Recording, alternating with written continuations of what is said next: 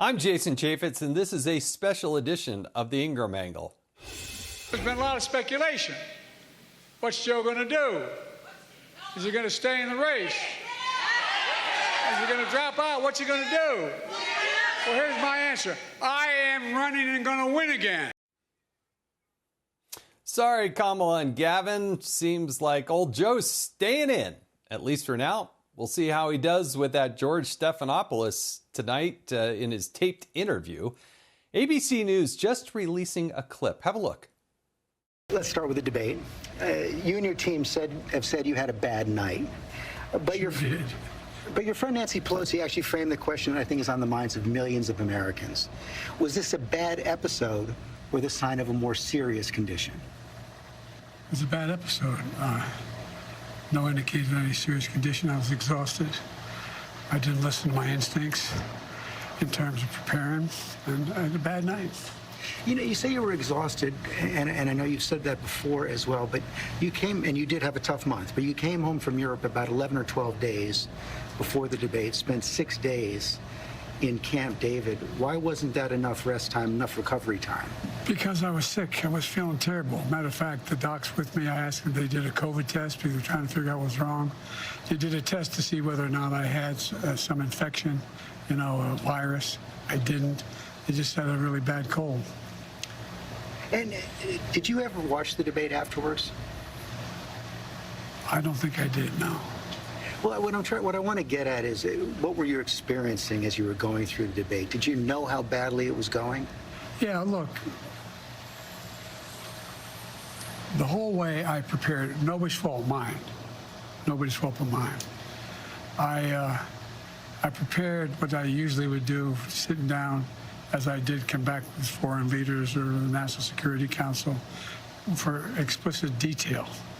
And I realized about partway through that, you know, I get quoted, the New York Times had me down at 10 points before the debate, 9 now, or whatever the hell it is. The fact of the matter is that what I looked at is that he also lied 28 times. I mean, the way the debate ran, not my fault, nobody else's fault, no one else's fault.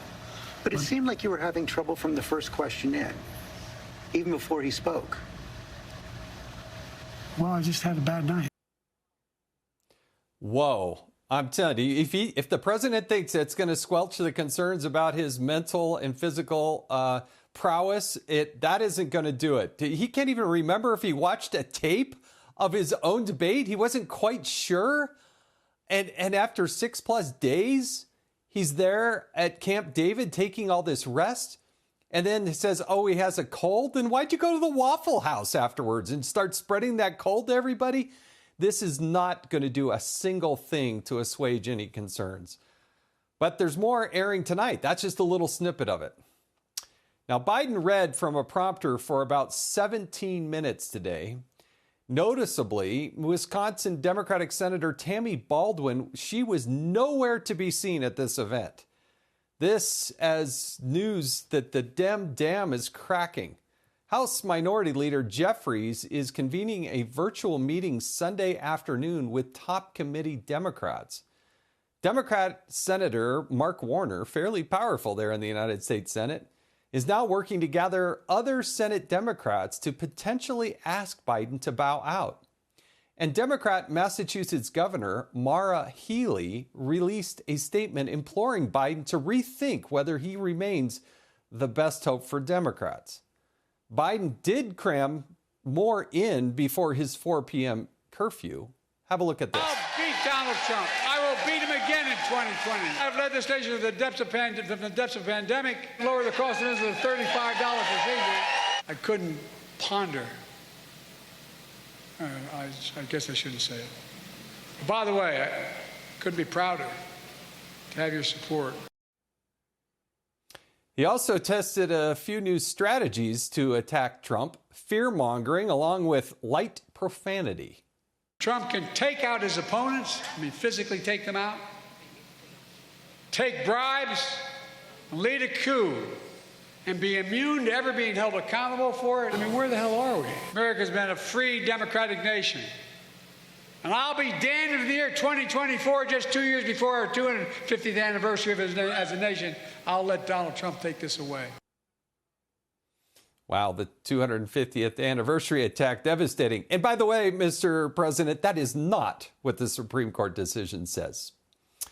But the expectations for this rally weren't exactly high. It has just been had to be less humiliating than his 4th of July appearances.